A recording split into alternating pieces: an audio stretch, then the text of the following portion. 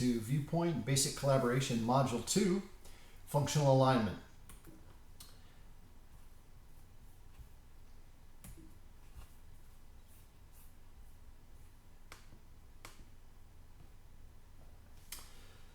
What we're going to talk about is the functional goals alignment, which is your next module coming out of collaborative execution.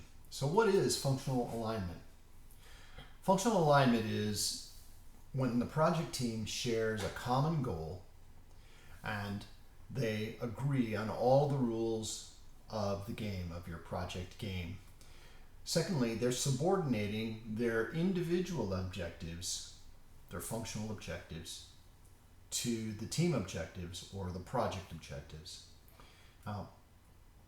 In many organizations, the resources that are working in the project and the managers that are running the project often have very different and competing objectives. There'll be objectives that will be coming from their organization. There might be resource utilization, there might be earned hours, there might be budget compliance, might be just getting promoted. Some people are just on a project just to avoid getting promoted. And really the only person that's on the project that has the goal of completing the project is typically the project manager, unless that people are assigned full-time to that project. Now, if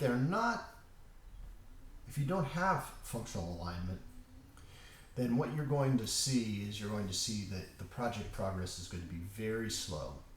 And it's slow because it takes time to figure out what the accountabilities are, who's responsible for what, who's going to do what. You're going to see that it's going to be difficult to get resources. Sometimes it's going to be hard to find who the resources are to get the project moving forward. And low team engagement, and that's not necessarily universal, but some people will be, you'll have difficult enrolling them into your project. So these are some of the symptoms that you'll see. And you also see as a result that your resource productivity isn't as good as it could be. You'll have the wrong people assigned to the task, you'll have the wrong resources assigned to tasks, and there'll be delays in solving problems, delays in getting answers, and so forth. So the objective for functional alignment is to establish a measurement system that will create the right kind of behaviors that are in line with the project, that will enable you to track progress and give you the critical information that you need to monitor and improve your project delivery system. And of course, they will also clarify accountabilities. Who's responsible for what? Now, if you are successful in aligning functional objectives, all right, then what you're going to see is an increase in task completions, the speed. Things will go faster. There's less argument about who's responsible for what. You're going to get the right resources on your project. You're not going to argue about who they are or why they're needed. And you'll get better engagement from the team. People will be engaged in your project, and you don't have to beg people to do the things that need to happen on your project. And as a result, you get better productivity from the people who are doing the work on the project. You get the right people, and you get a quick response. Now, out of the functional alignment process from the collaborative execution step in the execution maturity model, you're going to be getting action plans. You're going to be getting performance data about your process. You're going to be getting what are the obstacles, the things that are slowing you down. You should be having red tags and yellow tags and that sort of thing on your project. And you're going to be identifying, or you will see where those functional goal conflicts are, where people are not behaving in line with what the project requires. Now, as a result of successfully implementing the functional alignment, what you're going to get to feed into the next phase of the execution maturity is subordination. People will subordinate their local activity to the overall value creation process, and you're going to get behavioral diagnostics and process governance information. So now, how do we do it? Now, before we can talk about how, we have to talk about what. So if you have watched any of the videos that I've done before or listened to any webinars, you know that managers at the core are influencers of behavior. What needs to be done is done by people, all right? And so managers are exerting their influence, and project managers in particular, to increase some behaviors, decrease others, initiate new behaviors. And whether you're improving quality or increasing productivity, it's behavior that drives a change. So the question for managers and for project managers is how to create the right behavior to drive the project in the right direction. So this is a central part of the functional alignment, is what's the behavior. Now, Aubrey Daniels, a behavioral psychologist, says that people do what they do because of what happens to them when they do it. Now what that means is that behavior is a function of consequence. Often when something happens, we ask, well, why did they do that? We look for a cause, a precedent. What happened before the behavior? What's the motivation? Was it an internal force? Was it some kind of a drive? Was it a need? Or was it some kind of an external order or some external request or signal that created that behavior? Now, behaviorists don't look for that. What they look for is the reward or the consequence, what happens after the behavior. So we don't care. So what that means is that we have everything that we need to understand. We can observe the behavior, and we can deduce what the consequences of that behavior are. So we don't care about what is in people's minds. We care about what people are doing, and that's much easier and much easier for us to do as managers, as amateur psychologists, right? As amateur behavioral influencers. Now, Ellie Goldratt, that famous management consultant, said, "Show me how you measure me, and I'll show you how I behave. If you measure me in an irrational way, don't complain about irrational behavior." And in a way, Goldratt is saying something quite similar to Aubrey Daniels, that what influences behavior is what comes after the behavior. But what Goldratt is pointing to is the measurement system as a shortcut for influencing behavior. Now, often we think of these performance measurements, or the performance systems, or the measurement systems, as performance management systems, all right?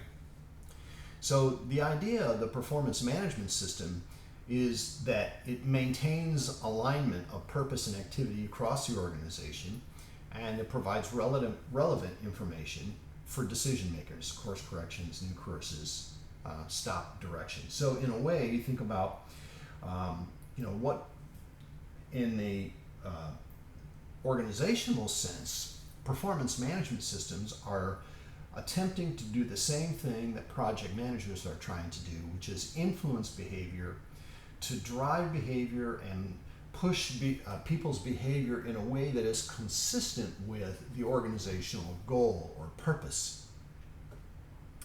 So the measurement systems, all right, are really the backbone of our performance management system. Now, before we start our measurements, or this really points to the core question of any measurement system is, what's the behavior that we want? So having a measurement system is nice, but if having measurements without understanding the behavioral consequence is pretty much a waste of time. I think about airlines. The airline executives complain that people are stuffing the overhead bins with baggage, but they create a tax on passengers to check their bags. So people want to avoid the tax, so they bring their bags on board. So it seems to me that it's a pretty basic cause and effect. If you tax people, they will behave in ways to avoid that. So the same thing that happens in organizations. We want to think about what's the behavior that we want, and what behavior can we do, or what measurement can we do to stimulate or reinforce that kind of behavior. And we can do it systematically. So first we understand what's our behavior, all right, and how can we know that that behavior is actually happening. So sometimes it's we have to think a little bit more deeply about a behavior to say, well, what is it that, how can I know that people are doing so? If for example, if your teenagers, the behavior that you want is cleaning the room. Well, how can I know that it's happening? Well, I can go and observe, all right, that they're cleaning their room, I guess. All right, it's often as simple as that. Sometimes it's a little bit more difficult than that. But what we're going to do is we're going to go through the behaviors in the projects and the things that we want to see in the project, and attempt to create some kind of metrics for that. And then what's acceptable and what's not acceptable. So establishing the behavioral boundaries is often important, as well as understanding is as important as understanding the behavior itself. And then how can I encourage or discourage? That means, do I have pizza parties? Do I buy ice cream for people? Do people get t-shirts, days off, comp time, whatever. I find that reinforcement mechanisms are often the simpler, the better. And we're not going to talk about too much about reinforcement mechanisms here, other than you must have some kind of a reinforcement mechanism. So first things first, in your project, what do we want people to do? What is at the core, what do we want our team to do? All right, well, what we want them to do is we want them to behave in ways that move the project to completion as quickly as possible.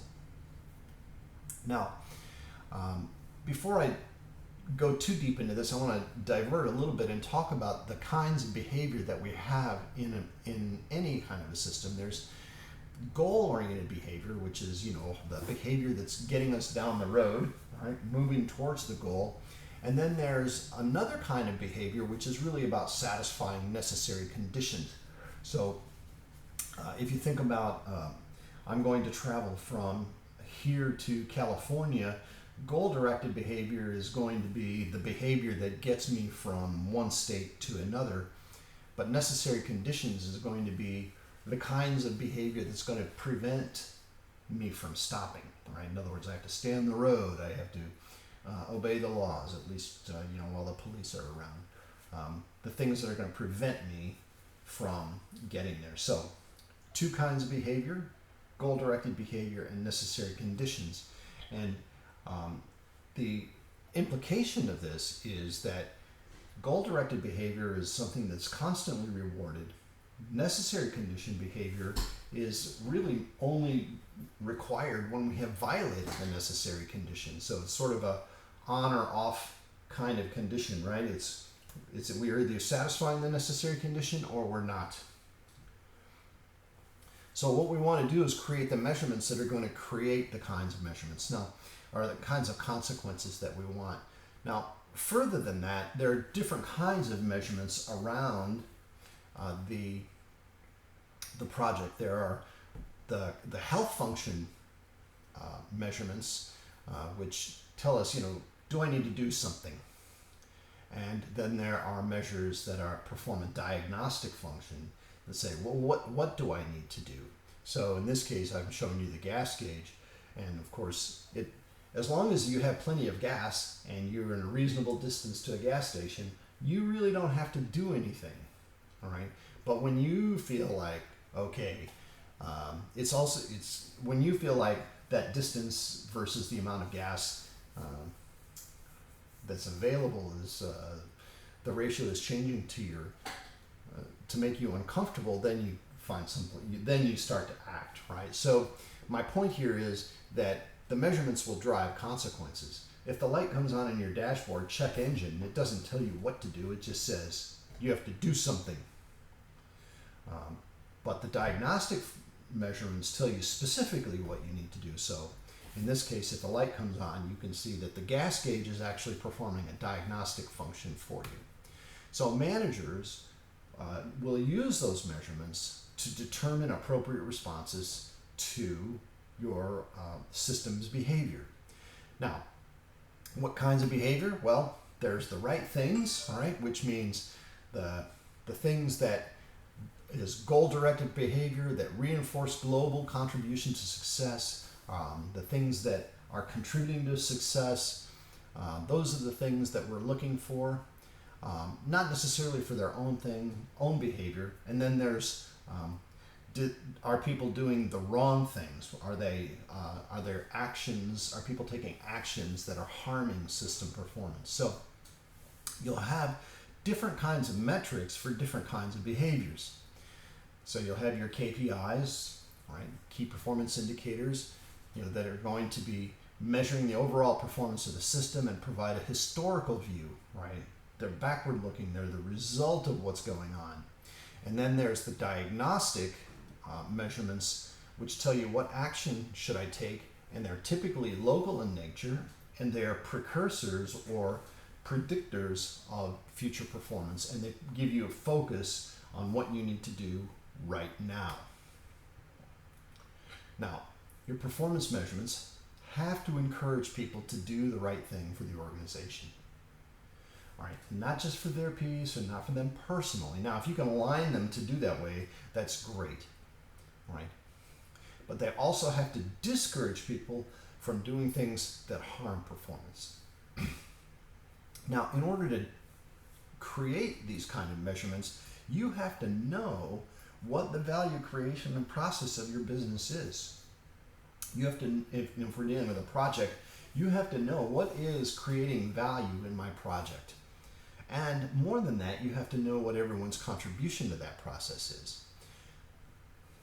So developing a measurement system requires pretty deep knowledge of the work that's to be done, why it's to be done, and who is supposed to be doing it. So it isn't something necessarily that you can take up on your own in your office and expect to come out, spend a few hours and to get this done. It's not necessarily going to happen that quickly. Now, just some things I want you to think about in metrics. One is that they can be relative or trending rather than absolute. All right, so trending metrics are typically goal-directed kinds of measurements, and absolute metrics are typically measuring necessary conditions like budget performance or something like that, or schedule performance. The metrics that you do develop should be having a bias towards achieving the goal or adding value, however you've quantified value. More profit, more throughput, project completion, value, whatever it is. And performance to budget falls in the category of necessary conditions, and it should have little to no weight in the decision process or in your performance management system unless you violated the necessary condition. All right? So in other words, we don't give rewards for people saving money, because saving money is not what we're out to do. We don't go into business or do a project to save money. What we do is we go into business or to create a project to create value. And adding a metric for saving builds a conflict right into the measurement system that you don't want to have. Now, reinforcements briefly. This is really a lot easier than maybe my slide implies, but who is going to get these metrics? The best reinforcement comes top down. The boss comes down and gives a reinforcement, a positive reinforcement, and sometimes a negative reinforcement if needed. But in determining reinforcements, you have to decide who's going to get those metrics. How are they going to be reported? When should we report them? Who should we see them?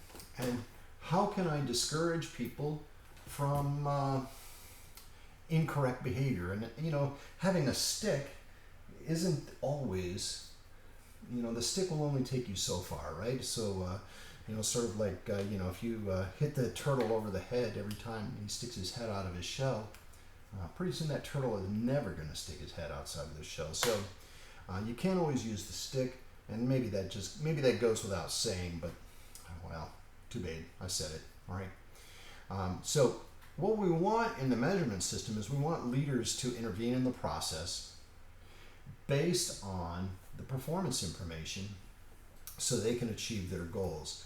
All right. What we want leaders to do is establish internal feedback mechanisms. So there can be ways that they can gather objective information about their process so they can validate whether or not they're doing a good job. And we want them to systematically evaluate whether their effectiveness, whether their decisions are good or not.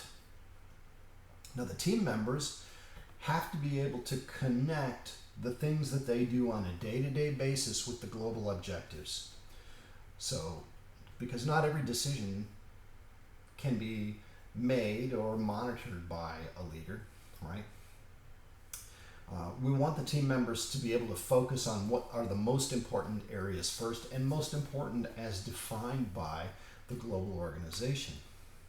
And we want them to constantly improve the system. So these lay out the parameters for our performance measurement or our functional alignment system. Now, how do we do it? How do we get the team on board, right? So we set the goal, we define what's our process or what's our tactic, what's the behavior we want, how do we measure it, what's the reinforcement and the goal. So as I talked about a minute ago, first things first, what are the results that are required, who owns it, what's the action, what's the accountability, what is the tactic or strategy to achieve those results, what do we want it to do, and sometimes what do we not want it to do. Sometimes it's we stop every 50 miles to put gas in the car just because we don't want to run out.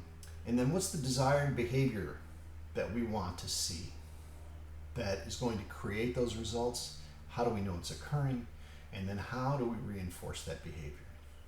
Now, here we're talking about top down or from zero, right? First things first. How is the goal of the organization linked to the reporting structure? So your performance measurement system, your metrics do not exist in a vacuum, all right? So the people at the top of the organization have pretty big picture objectives. And here you see I've got, at the top, the objective is increased throughput. And then the people below them, all right, the people that are subordinate to them have sub-objectives, all right, that support that. So in order to increase throughput, I have to decrease WIP, I have to decrease cycle time, I have to prioritize the projects, I have to increase cash flow. In order to decrease cycle time, I have to be able to reduce the work blockages, and I have to reduce rework. In order to decrease work in process, I have to release the work on time. So the objectives are often tied to organizational structures as well. So we want to find out, the first thing we want to do is say, all right, what are the objectives and how do they logically support each other? And can I map these to the organization? Now, again, in order to do this, you have to understand the value creation process, right? So that means you have to spend some time defining what is the value creation process, and you have to know what are the constraints and requirements. So for example, here it's dock space and buffers and confined space cleaning. You'll have different ones, of course. And you're going to be defining, all right, what are the handoffs between the steps. Now this is all a continuation of the work that you've done in collaborative execution. So you're going to be further refining, further developing that work, and you're going to be doing some documentation.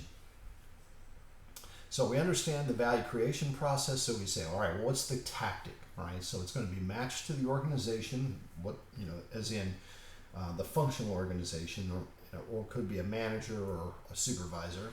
You're going to map that process with the same granularity as the organization chart, or the same as a performance management objective. So you're going to be setting the tasks and or tactics to the goals in line with the organization chart. So here's an example right here, right, where I've got increased throughput is the goal. The tactic is to improve resource productivity. That's how I'm going to increase throughput. My objective is to decrease WIP. How am I going to do that? I'm going to reduce multitasking. How am I going to, my objective is to release on time. How am I going to do that? I'm going to have control, work in process. I'm going to prioritize, my goal is to prioritize projects, so how am I going to do that? I'm going to sequence the work. So these become the goals and the tactics. Oh, here's another one. How am I going to reduce, rework the tactic or the strategy is to do it right the first time. Now these are all big picture kinds of ways, but you can see that what I've done in each one of these situations is said, okay, increasing throughput is a goal, but it doesn't tell us how. Well, how am I going to increase throughput? You know, I'm not selling more, right?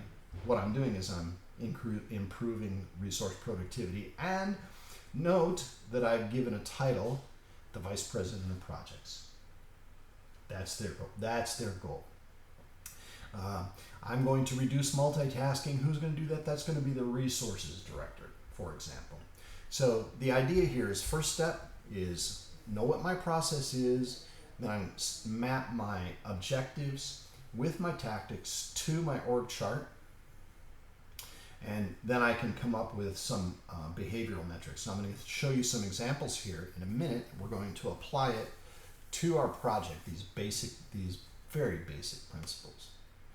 So what are the things that we want? The core behaviors in a project, right? The core behaviors is, again, continuing forward progress in the project without multitasking. We want people to complete tasks as fast as they are able. We want the managers to be proactive in solving the problems. We want to exploit the systems constraint. We want to subordinate everything else to the systems constraint. And we want people to do it right the first time. So these are just the five core behaviors in a project. Now, we can further map by function. So what do we want? We can get even deeper than this. So we can say, all right, what do we want our executives to do? Well, what we want our executives to do is we want them to establish our priorities for us. We want them to resolve any resource conflicts, and we want direction and leadership on process improvement. Those are the three things that we want from executives. Not much more. And, well, maybe give us money. That would help too. But I'm not going to put that metric in there. Project managers. This falls pretty much in line with the standard project management tasks. Project risks, identify project risks, develop and launch mitigation efforts. But note that there are three things here that I believe that a project manager should be doing that many project managers traditionally do not. One is exploit the constraint resources. They should be resolving task priority conflicts, which is often what happens, and then identify process improvement opportunities. So you note that, for example, here I've given identify process improvement opportunities is the job of the project manager, but leading the process improvement is done by the executive. Task managers, these are your supervisors, functional leaders. We want to make sure that the resources are not multitasking. They should be setting the priorities, right? They should be exploiting and subordinating to the constraint resources as well. And then the resources, the people who are doing the work of the project, we want them to work as quickly as possible. We want it to done right the first time, and we want them to report time to completion rather than percentage complete. How much time is left on a task? So those are the main behaviors that we want. I'm going to take you through the mapping these to the measurements here in a minute. So now we have our metrics and our behaviors, our metrics mapped to the people in the organization. So increasing throughput, the metric is throughput per week, and it's assigned to the VP. This is his metric. Prioritize the projects, the Director of Business Development, throughput per project. Right? So the idea is that, he might have individual projects, but he has them all. Decrease cycle time per project. Decrease WIP, percentage of time that we've achieved our work in process target. Release on time, WIP limit compliance. Reduce rework days. All right. So all of these metrics are outcomes of the behaviors of the tactics that we talked about a minute ago. Now, most of these are financial, but almost all of them, rest of them, are process or behavioral metrics. Metrics that will not show up on a balance sheet or a financial statement. These are for you to get a combination of what we'll call the key performance indicators and the diagnostic, right? So, throughput per week, throughput per project, these are outcome-based. These are key performance indicators. Cycle time per project, this is a key performance indicator, backward-looking. WIP target, backward-looking. WIP limit compliance, however, is a process measurement. Are we doing a particular process? Rework days is outcome and outcome. And there's another metric I'm going to show you here in a minute that is more based on a particular behavior. So some of the practical things about functional goal alignment, right? You really have to spend some time to study the organization. And I've given you another example over here on the slide to the right of where the overall goal was a risk reduction, and we have subordinate goals that support each one of those. So when we think about creating the metrics, we want to understand the organization to understand what are the metrics, what are the behaviors, and what are the misalignments. So you're going to be establishing goals and the metrics for each level of the organization that support or complement those at the next level in the organization, and if you're going to get rid of anything that doesn't. Now, reinforcing behavior. First things first, make your pat on the back visual, public, immediate, right? It has to be regular and consistent. So you have to think, how am I going to do this? How often? How am I going to do it, and how often? And there's different kinds of behavioral reinforcements that you can do. You can do top-down, which are great. You can do bottom-up, which are also great. I mean, sometimes the bottom-up doesn't come across as sincere, but that's not the point. Peer-to-peer is also a great opportunity to give reinforcement as well. So, sometimes the behavioral reinforcement is nothing more than posting the graph on the wall and having a 5-minute discussion of the graph and pointing to a person in your stand-up meeting, say, that was great. It doesn't have to be much more than that because people want to know that they're winning, and they want to know how they're winning. And if they're losing, you don't have to beat them head over the stick. People know that they're not doing well.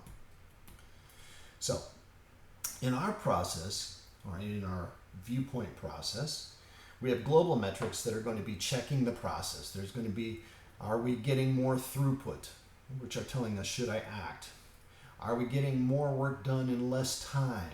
Should I act? So you notice these are trending up, right? More products are completing, trending up. They're getting done in less time. They're trending down.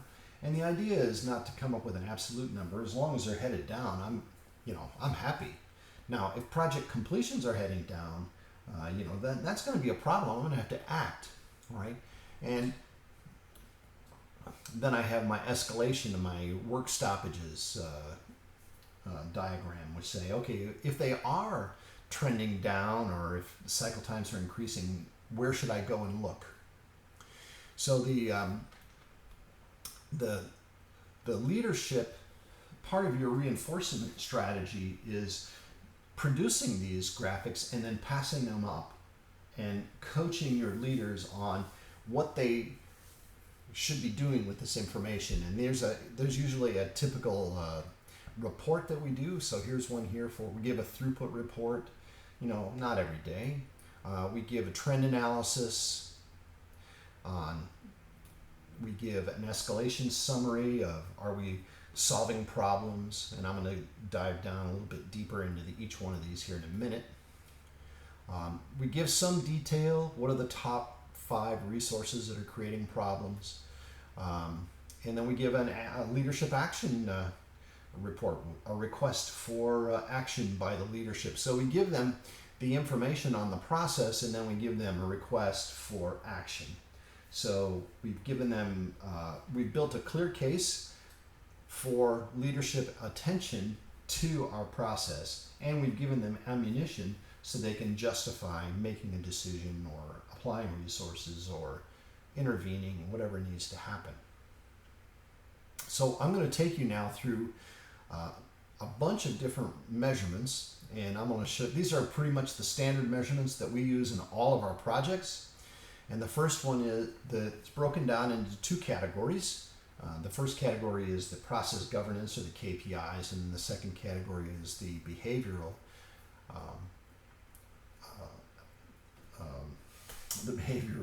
measurements. So the first one, most important, all right, throughput. What's our goal, all right? Well, what we want is we want to make more money now as well as in the future, all right? So our strategy to achieve that is to deliver the most completed cards per week or per month, whatever time period is. Completed projects, completed tasks. And so our measure is going to be the number of cards per week or the number of dollars per week, because sometimes there are dollars associated with these, all right? So this tells us a big picture. Are we winning the game? So if you think about what's the hierarchy of measurements, this is the most important one. Now, how are we going to reinforce it? Well, we're going to post these publicly, but if we're above break even or above a target that we set, then we're going to make sure that attaboys are delivered. If not, we're going to evaluate, and we're going to look at WIP adherence, bottleneck management, issue resolution, cycle time improvement graphs for clues as to why aren't we achieving our throughput goals. Notice there's no stick mentioned here. The behaviors that we want to deliver are the strategic constraint works all the time on value-added work. We get early escalation on problems, we do it right the first time, and no multitasking. And the way that we report it is typically in a graph, right? So here's 2 different versions of a similar graph. How many new features? In this case, it was in the top one is features per week, and the bottom one is dollars per week.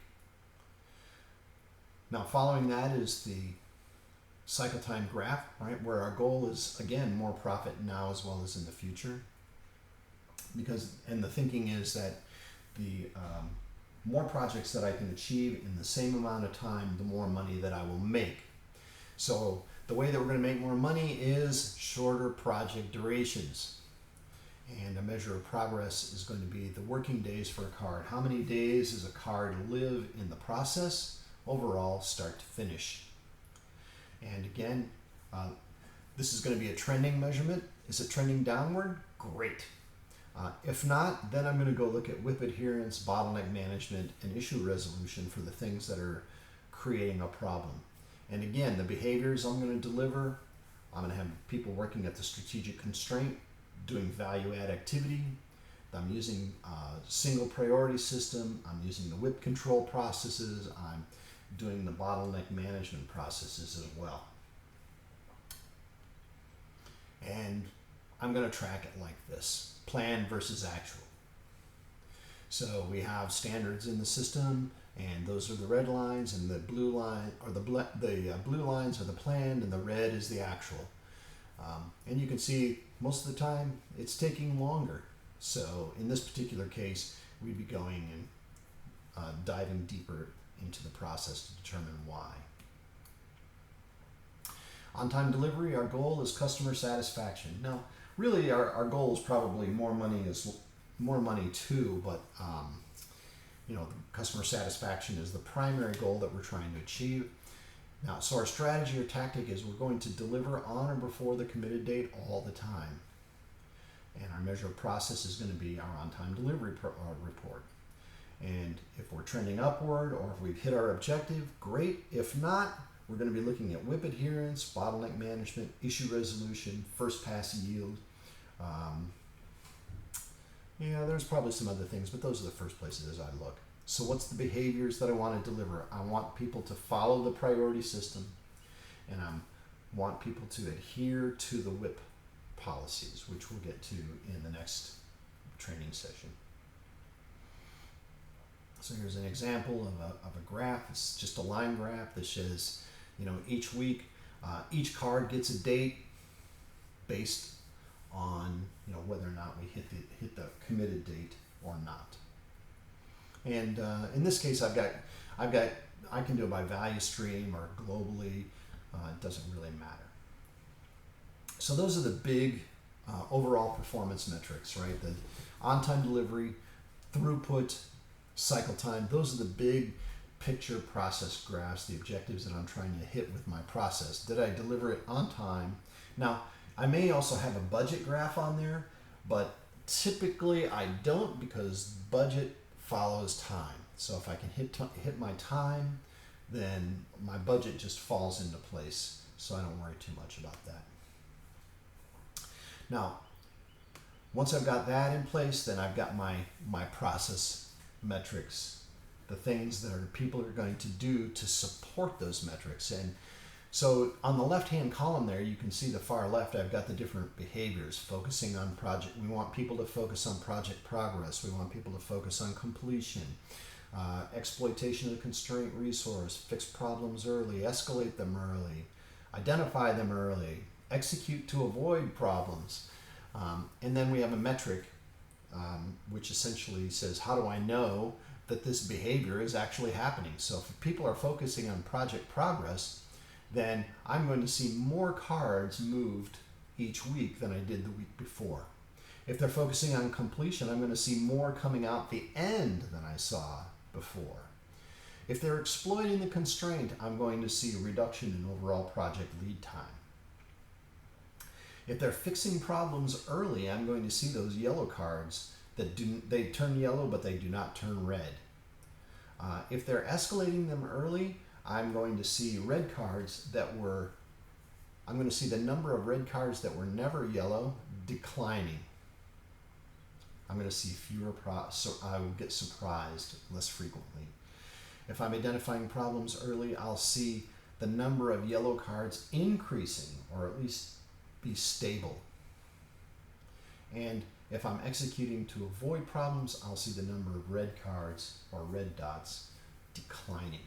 Now, let's walk through each one of these through the process, right? So our first goal in task velocity, shorter project durations is our goal. So what we want people to do is work on a single task until completion. So how do we do that? We measure the number of cards moved from one stage to the next per week or per month. And if it's trending up, great. And if not, then I'm going to start looking at first pass yield, WIP limit adherence, issue resolution. Are people responding quickly? And the behaviors that I want to deliver, task completion specifications, I want them to complete according to spec. I want them to comply with the WIP policies. I want them to have the issue resolution processes. People are following them, they're actually using them, and people are using the priority control processes that we have established. Now, we'll get a graph, right? It looks like something like this. So we can see over time, are we getting faster? Then we can look at work blockages, and the idea here is to reduce the overall cycle time of the project. So our strategy is to systematically identify and break bottlenecks that are slowing down our projects. How do we do that? We measure the frequency of red tags assigned to a process step. So we just measure the number of red tags that exist. And we're going to reinforce them and say, are the different resources appearing different times? So in other words, it's the same reason. Is this week it's going to be resource X, next week it's resource Y. That means that we've broken the bottleneck, that sort of thing. All right. And if not, note leadership action. So if you remember earlier, the job of the leadership, the project manager, is to escalate these things. All right. So we'll be looking at, are the leaders getting the message here? If we're not getting our processes improved. All right. So the behavior that we want to deliver is process improvement. So we have a graph right here that just shows the frequency of red tags assigned to a particular process or a particular process step. Now, typically, if you remember from our board design workshop, often the process steps are focused around resource groups. So we can see that, for example, most of the blockages in this case are being created by this step called iterative discovery. All right, so we're going to go find who's responsible for iterative discovery and have a conversation about them with those guys. Now, we get into WIP limit compliance, all right? And again, our goal is here to reduce multitasking and reduce cycle time. So note that we're diving down a little bit further into our process, into more of the behavioral aspects of our project and our behaviors. So what is our strategy? To limit the amount of work in system, and only work that can be finished is begun. Well, how am I going to know that we're going to do that? Is we're going to be adhering to the WIP limit. All right, that's the thing that we're going to measure. And if we're at target, great. And if not, I'm going to be looking at our bottleneck management processes, our issue resolution, pre-release checklists, and first pass yield to say, all right, what's going on here, to do my diagnostic. And the behavior that I want to deliver is compliance. Just comply with the WIP limits. Don't allow too much work into the system. So this again is a measurement. Remember, we talked about this is not a goal-directed measure. This is a necessary condition, off or on. You're either complying or you're not. And then we can create a graph that says, okay, here's the number of cards average in a particular process step. Here's what is there right now, right? And here's the WIP limit. So one of the things too that we can see is that WIP limits will change over time, and that's fine. But in this case, we've got WIP limits by process step, right? So we've got development QA, HIE, the development buffer, client testing. Notice it's way over the WIP limit here. So this indicates that we've got a bottleneck here at client testing. And everything else seems to be under control. Maybe dev QA, you can see that it's slightly higher than it should be, but that's not I'm not going to get too excited about that. But what I am going to do is I'm going to say this one right here, this is a problem. And that problem is affecting our goal, right? Multitasking and cycle time. It's likely affecting our cycle time, and people are probably multitasking in this area as well. So another important metric is first pass yield. So our goal is speed, shorter project durations, cycle time. So our strategy is to deliver with quality and to minimize reprocessing. So we're going to measure the tasks completed without rework. So work that leaves one stage and does not come back as a percentage of all the work that is completed at that stage. Now, the reinforcement is above target, good job, attaboy, pat on the back. If not, then we have to go and say, what are our QA protocols? Do we have good definition of what good looks like? Is there a misunderstanding? That sort of thing. The behaviors that I'm trying to deliver is compliance, again, with task completion specifications. And I find that in a lot of our projects that often task completion specifications are poorly done or are basically unknown. So that's why I've got down here the SIPOC process, right? And what we want to do is we want to block. So we want people to do good work, and we also want to prevent defects from being passed downstream. Because when they get found downstream, then they've got to come back. So we measure our first pass yield, and here's our target. We said 95% of the time, and this particular organization never quite got there. But the idea is that each car gets first pass yield, or each task, right? And we could, if we wanted, we could add a quality measurement, a subjective measurement too. But generally, I try to avoid subjective measurements because they can change depending on how you feel. Now, our blockage is being resolved, right? Are people acting early? So here's a yellow tag, more yellow tags, third yellow tag, here's a red tag, another red tag. And the question is, are people solving them, right? Are they taking action in a timely basis? So we can measure that, right? So our goal is, the reason that we care, all right, is that we've got continuous project process and reduction of cycle time, which feeds back into more money and customer satisfaction. So our strategy is that problems and risks are identified before they affect resources, before they affect the project, and mitigation efforts are undertaken to prevent work stoppages. Well, how do I know if people are doing that? Well, fewer tasks are stopped.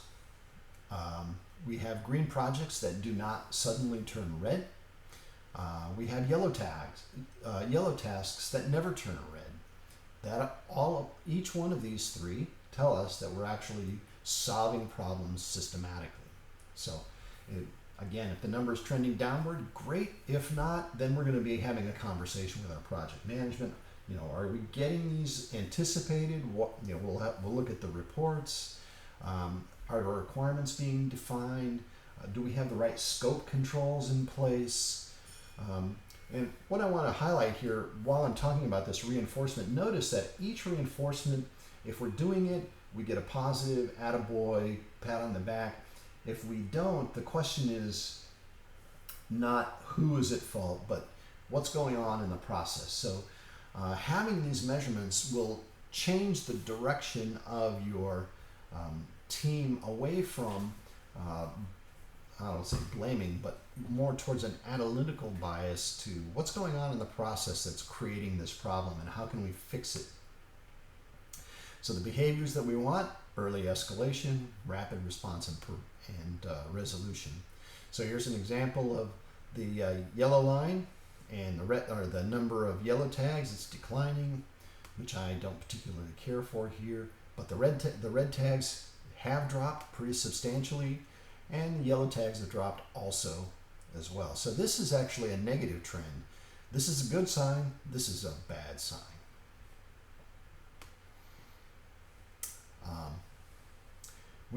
I would rather see more yellows, all right, than to have reds appear out of nowhere. Now, there's also a backup report to this, and that is a little bit more detailed, and that is this number where we're just kind of keeping all of the lists of the red tags and who's responsible and so forth, what's the action. And so this is sort of your ongoing report, but the key thing to look at is average days to resolve. So you should be tracking this number to say, all right, are we getting faster? In this particular case, I mean, it's a pretty big organization. They were an international organization. It wasn't as simple as walking down the hall to get something done. So remember, what gets measured gets done.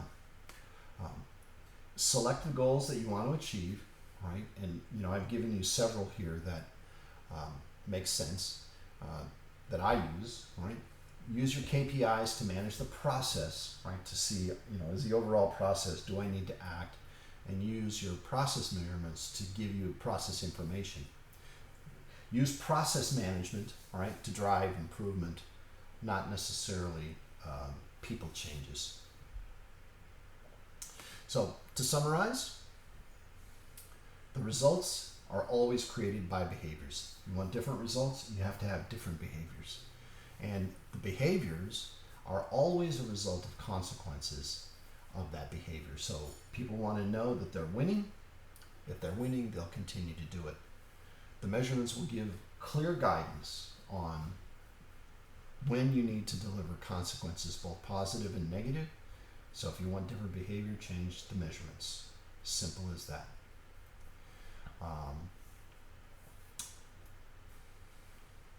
If you get the behaviors, you will get the results. Now, some things to think about.